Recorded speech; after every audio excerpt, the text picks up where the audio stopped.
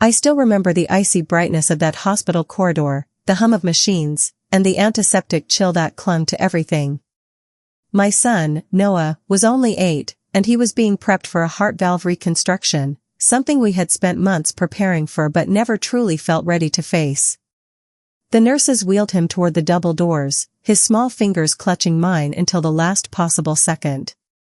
He whispered, "You'll be right here, Mom?" I nodded even though my throat had locked tight. Always. The moment the doors sealed behind him, I looked around the waiting area expecting something. Maybe my parents. Maybe my siblings. Maybe anyone who claimed to love him. But the rows of plastic chairs were filled with strangers, all wrapped in their own storms. Not a single familiar face showed up. I tried to convince myself they were stuck in traffic, running late, confused about the time, but hours passed. The surgeon came out twice with updates. Families around me hugged, prayed, cried, and comforted each other. I stayed in the same stiff blue chair, my hands cold, my phone silent. 6 hours later, Noah was stable. The doctor said he'd pulled through bravely. Relief nearly knocked me over, but even in that moment of hope, the emptiness beside me stung sharper than ever. That night, back home, the house felt hollow. Machines beeped faintly from Noah's bedside monitor, and I sat at the kitchen table staring at my phone. Still nothing. Not even a simple "how is he?" 3 days passed. 3 long, heavy days. Then finally, my phone lit up. I grabbed it with a trembling mix of worry and hope. But the message wasn't what any mother should receive after her child just survived open-heart surgery. "We need $4,800 for your brother's engagement ceremony. Send by tomorrow so we can confirm the hall." That was it. No "how's Noah?" No "are you okay?" No visit. No call. Just a bill. I reread the message until its coldness felt etched into my ribs. My family hadn't forgotten my son's surgery, they'd simply prioritized everything else. And at that moment, something inside me shifted. Quietly, powerfully, permanently. Before I take you further into what happened next, and trust me, it only gets deeper from here. Tell me in the comments where you're listening from, and please like the video and subscribe for more stories that hit straight from the heart.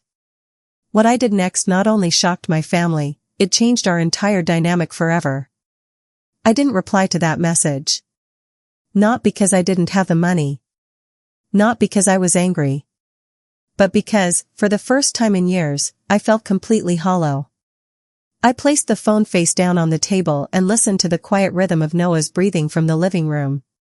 He was asleep on the couch, curled under a blanket decorated with little rocket ships. His chest rose with slow effort, the monitor beside him blinking softly. Every beep felt like a reminder of what we had just survived, and who wasn't there. I made a cup of tea I didn't drink, reheated the same soup twice, walked from room to room trying to make sense of my own silence. Each corner of the house held a memory of me stepping in, fixing things, covering bills, smoothing drama, holding everything together while my family took it for granted. Growing up, I was the easy child. The one who didn't throw tantrums. The one who didn't complain. The one who never asked for too much.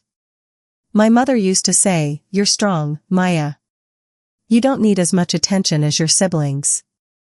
And I believed her, even as she left my accomplishments on the back burner while shining stage lights over everyone else. I learned early that my needs came second, third, and eventually, nowhere. I carried that lesson into adulthood, into every "sure, I'll help," every unreturned favor, every silent expectation they placed on me. But sitting in that kitchen after Noah's surgery, the weight of all those years pressed against me like a hand on my chest. I opened the message again. This time, not with hurt. But with clarity. They weren't asking for help. They were asking for access to me. To my time.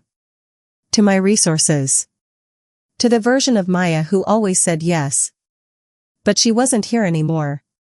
My thumb hovered over the keyboard. Not to send the money. Not to argue. Just to acknowledge the truth that had finally settled inside me. My family didn't forget us. They just didn't see us. Eventually, I typed something short. Not angry. Not sarcastic. Just honest. I can't help with that right now. I hit send. Then I turned off the phone and placed it gently on the counter, as if laying an old version of myself to rest. That night, I sat beside Noah while he slept. The lamp cast warm light across his face, softening the fading bruises on his skin. I brushed a strand of hair from his forehead, whispering a promise I had never dared say out loud. We're going to choose peace this time, not permission. For the first time in years, I felt like I meant it. But the next morning, the phone call I received proved that my message didn't just disappoint them, it rattled everything they thought they controlled. Morning light crept through the blinds, thin and gray, stretching across the kitchen floor like it was searching for something. Noah was still asleep, breathing gently, his small body curled around his stuffed lion. I stood by the counter, reheating yesterday's coffee, trying to steady the heaviness that still lingered in my chest. That's when my phone buzzed. A long vibration, longer than a usual message. A call. I glanced at the screen. Mom. My pulse tightened. Part of me wanted to ignore it, to hold on to the quiet. But something told me this call wasn't going away. I answered. Maya. Her voice was sharp, clipped, as if she'd been rehearsing anger for hours. I saw your message last night. What do you mean you can't help right now? We already told the hall we were confirming. I closed my eyes, leaning against the counter. Mom, Noah just had heart surgery. I've told you that. Yes, I know, she cut in. But he's home now, isn't he? We thought you'd be able to contribute. Your brother is counting on you. There it was. The assumption. The entitlement. I wasn't asking whether you remembered the surgery, I said quietly. I was asking whether it mattered to you. Silence. A startled kind of silence. Then her voice softened, fake softened, the way she always did when she wanted something. Maya, you know family needs support. Your brother's engagement is important. Everyone is pitching in. Everyone except you during Noah's operation, I replied. A sharp inhale on her end. Maya, don't make this dramatic. We couldn't come because... I knew the excuses before she said them. Work. Schedules. Someone's back pain. Traffic. Bad timing. All the things that somehow vanished whenever it involved my siblings. What mattered to you, I said slowly, wasn't Noah's life. It was a party. She gasped like I'd slapped her. How dare you say that? We've always been there for you. The lie stung more than her anger. I kept my voice steady. You've been there when it was convenient. When it made you look good. When it didn't cost anything. Maya. I'm not sending the money, I said firmly.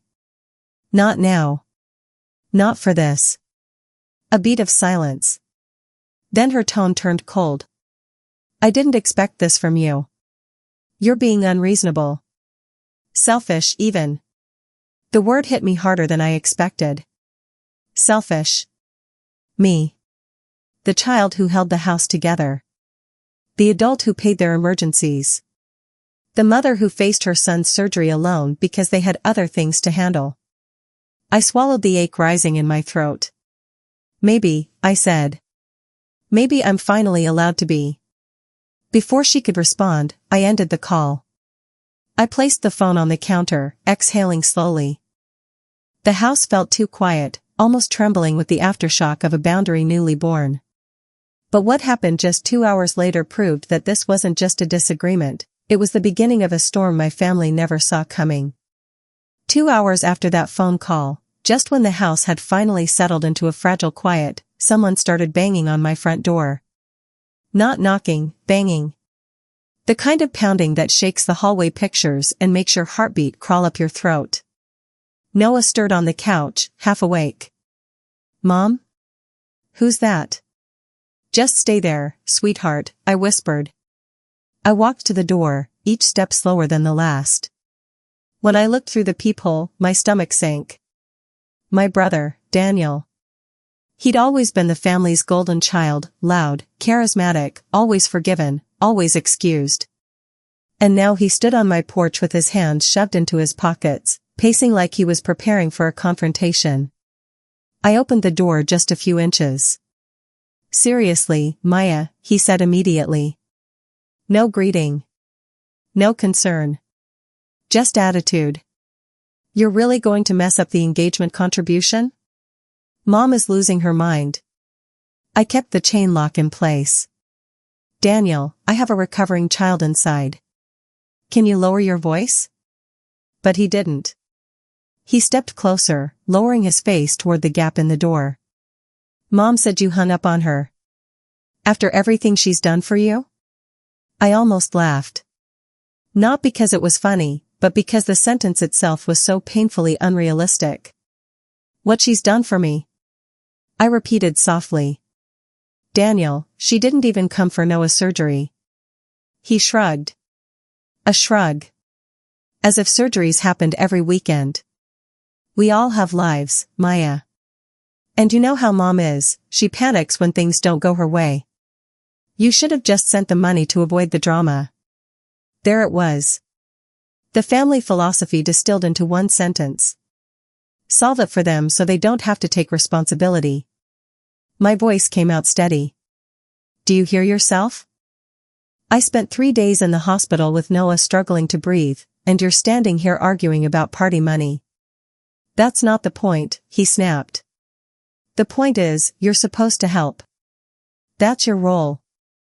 I felt something crack, not loud, but definite. A quiet kind of breaking. A goodbye to the version of me he still expected to control. "My role," I repeated, "is to protect my son. Not fund your celebrations." Daniel scoffed and looked past me into the house, like he was sizing up my life. "You're being dramatic. And if you keep this up, don't expect us to show up for you in the future." That sentence should have hurt. It used to hurt. But now? It felt like someone had opened a window. "I don't need you to show up anymore," I said. "I need you to stop assuming you ever did." His jaw tightened. He muttered something under his breath, then turned and walked down the steps without another word. The moment his car pulled away, the silence that followed didn't feel empty. It felt earned.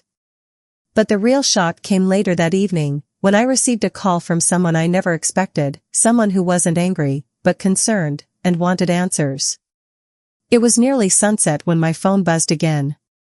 I almost ignored it, assuming it was another angry call from my mother or a guilt-soaked message from a cousin who barely knew me but somehow felt entitled to an opinion. But when I glanced at the screen, I froze. Aunt Melissa. My mom's older sister. The only person in my entire family who ever treated me like more than background furniture. She wasn't someone who called unless something serious had cracked open. I answered with a quiet, "Hello?" Her voice came through soft, gentle in a way only people who genuinely care can manage. "Maya, sweetheart, are you okay?" The tenderness almost broke me. I held the phone tighter. "I'm managing," I said, though my voice betrayed the truth. She exhaled slowly. "Your mother is pacing around my living room crying and shouting about accounts and disrespect and money. She's saying you humiliated her." Of course she was. My mother never missed an opportunity to become the victim in a situation she created. "I didn't humiliate her," I replied calmly. "I set a boundary." "Good," Aunt Melissa said immediately. Not a hesitation, not a question, just support. "And you don't owe anyone an apology for that." I closed my eyes, letting her words settle into the places inside me that had been sore for years. She continued, "She told me you refused to help with the engagement fund. Is that true?" I hesitated for a moment, but only out of old habit. "Yes. Noah just had heart surgery, Melissa. They didn't show up. Not one of them. And the first message I got afterward was a demand for money." A long silence filled the line, not judgment, just heartbreak. "Oh, Maya." Her voice cracked in a way my mother's never did. Then she said something no one in my immediate family had ever dared to say to me. "You've carried them for far too long." My throat tightened painfully. I rested my hand on the kitchen counter to steady myself. She went on, "Your mother uses your kindness because she knows you won't push back. She's been doing it since you were little. And now she's angry that you're finally pulling away." Hearing someone acknowledge it, out loud, felt like a door opening in a dark room. "I'm tired, Melissa," I whispered. "Tired of being the only one expected to sacrifice." "I know," she said. "And I want you to listen very carefully now. You are allowed to choose peace. Even if it means choosing distance." For a moment, I couldn't speak.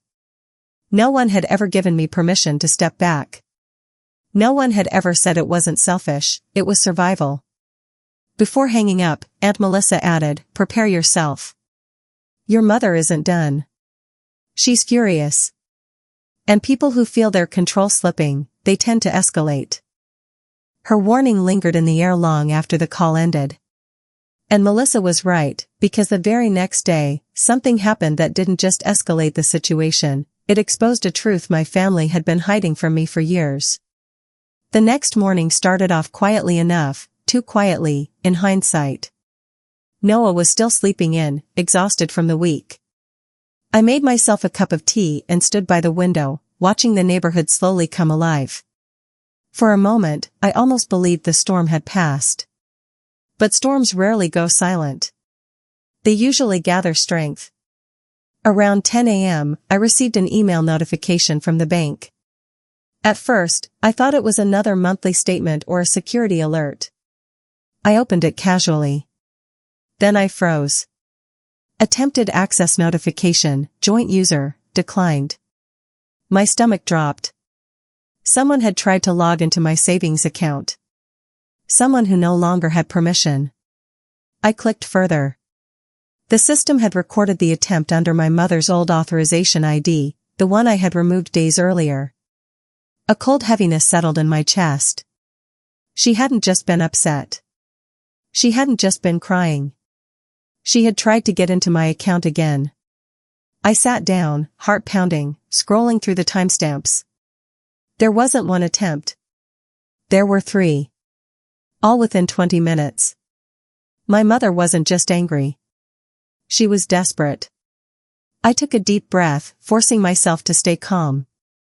I wasn't going to call her, wasn't going to give her the reaction she wanted. Instead, I called the bank. The representative, a man named Jordan, pulled up the logs.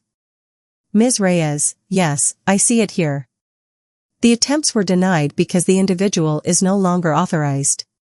But I do recommend updating your security questions."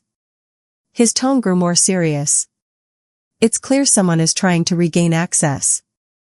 That sentence made my skin prickle. Someone. But I knew exactly who. I thanked him and hung up, staring at the wall for a long moment. This wasn't about money anymore. This was about control. For years, my mother had treated my life like an extension of her own, my income, my time, my stability. Losing access wasn't just inconvenient for her, it was unthinkable. And then, as if perfectly timed, my phone buzzed again. A message from my younger sister, Lila. "Mom says you locked her out of the family funds. Why would you do that? She's devastated." Family funds. The phrase made my jaw tighten. There had never been family funds. It was my savings. Every cent earned from late shifts, double shifts, holidays spent working instead of celebrating. I typed back slowly. There were no family funds. It was my account. I removed access because boundaries are allowed. She read it immediately. I watched the dots appear and disappear repeatedly, like she was wrestling with her reply. Finally, it came through. Mom said that account was set up for all of us. She said Dad added money too. Something in me stopped. My fingers hovered over the screen. Because that was a lie I'd never heard before. And if they were willing to invent something this elaborate now, What else had they told each other over the years? What I discovered next didn't just explain their behavior, it revealed a secret about my parents that changed everything I thought I knew about my own childhood. I couldn't shake Lila's message. Mom said that account was set up for all of us. She said Dad added money too. It kept echoing in my mind, each word twisting into something uglier. If this was the story they were spreading now, what had they been telling each other all these years? How many lies had been wrapped in concern, tied with guilt, and handed to us as family truth? I needed answers, not arguments, not accusations. Answers. So I dialed the one person who didn't know how to lie straight, my father. He picked up on the second ring. Maya? His voice was quiet, careful. Everything okay? I almost laughed, because that was the closest thing to concern I'd heard from him in months. Dad, I said steadily, did you ever put money into my savings account? At any point? Even once? A long pause. Too long. Then he sighed, the tired, defeated kind of sigh that meant he already knew why I was asking. No, he said. No, I didn't. I felt the air shift around me. So why is Mom telling everyone it was a family account? I asked. He hesitated again. Your mother, she's always believed that since you help so much, it's natural for you to contribute to major family events. She thinks of your income as, well, part of the household support. Household support. Words that didn't belong to me anymore. So she's rewriting history now? Making it sound like the account was theirs to begin with? He didn't answer. And his silence was all the confirmation I needed. Dad, I said quietly, did you know she tried to access it again yesterday? Another heavy pause. Yes, he whispered. My breath caught. He knew. He knew, and he still said nothing. I told her not to, he added, but she didn't take it well. Of course she didn't. The truth wasn't just about money. It was about the entire foundation of our family dynamic, one built on the assumption that I was their safety net, their backup plan, their reliable, uncomplaining resource. What else has she told people? I asked. He exhaled shakily. Maya, your mother believes that you owe her for all the sacrifices she made raising you. I closed my eyes. The familiar ache returned. The old narrative. The invisible debt. The idea that motherhood was a transaction, and I had been overcharged. I steadied my voice. I don't owe anyone for being their child. There was a long silence on the line. When Dad finally spoke, there was something like regret in his voice. You're right, he said softly. But your mother, she won't see it that way. And she's telling everyone her version. She's painting you as the one who abandoned the family. A chill ran through me. Because I realized then. This wasn't just conflict. This was character assassination, quiet, subtle, and years in the making. Before hanging up, Dad said one more thing, something so small, yet heavier than everything that came before. Maya, please don't make this any bigger. And that was when I finally understood. It wasn't that they didn't notice I was hurting. They just preferred the version of me that stayed quiet. But the final blow, the moment that changed everything, came the next day, when someone showed up at my doorstep with information that shattered every illusion I had left about my family. It was late afternoon when the knock came, not loud, not frantic, just a steady tapping that felt almost hesitant. I dried my hands on a towel, half expecting it to be another argument disguised as a visit. But when I opened the door, I froze. It wasn't my mother. It wasn't Daniel. It wasn't Lila. It was my father. He stood on the porch with a small envelope in his hand, shoulders hunched like he carried a weight he couldn't set down. I stepped aside to let him in, but he didn't move. No, he said quietly. I won't stay long. I need to give you this. He extended the envelope. I took it slowly, unsure of what I was about to find. Your mother doesn't know I'm here, he added. And I need you to read it when I'm gone. I nodded. He looked over my shoulder into the house, as if expecting a child to run toward him. Noah was asleep in the next room, unaware of any tension. My father's eyes softened. Tell him I said hi. For a moment, I saw the version of him I used to look for, the father who promised he'd always show up, even though he rarely did. Then he cleared his throat, stepped back, and walked down the path without another word. I closed the door and opened the envelope immediately. Inside was a folded letter and a bank slip. The slip made my stomach twist. It was a cash withdrawal from my parents' account years ago, the exact amount that had mysteriously disappeared when I was 18. Money I'd saved for college. Money my parents told me was lost due to system issues. A lie I believed. My hands shook as I unfolded the letter.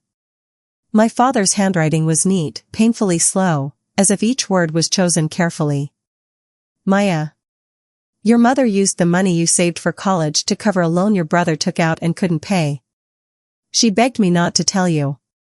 She said you were strong, that you'd recover, that it was for the good of the family. I agreed. And I've regretted it ever since. You deserved honesty. You deserved support. You deserved parents who protected you, not ones who placed burdens on you because you never complained. I'm telling you now because I watched you stand alone during Noah's surgery. And I realized, you've been standing alone your entire life. I'm sorry. Dad. I stared at the letter, the weight of forgotten years pressing hard against my chest. This wasn't a sudden betrayal. This was a pattern. A lifetime of quiet theft, of time, of effort, of dreams, of peace. But the strange thing was, I didn't cry. Not anymore. Because for the first time everything made sense. The way they depended on me. The way they dismissed my needs. The way I became their convenient solution. I took the letter, folded it neatly, and placed it in the same drawer where I kept all the documents that marked this turning point in my life. Proof, yes, but more than that, closure. That evening, I sat beside Noah as he scribbled rockets and stars on his notebook. Mom, he said sleepily, are we okay now? I brushed his hair back and kissed his forehead. We're better than okay, I whispered. We're free. And the silence that filled the house after that didn't feel empty. It felt earned. It felt peaceful. It felt like home, finally, on my terms. If this story touched you, tell me, what does peace look like to you?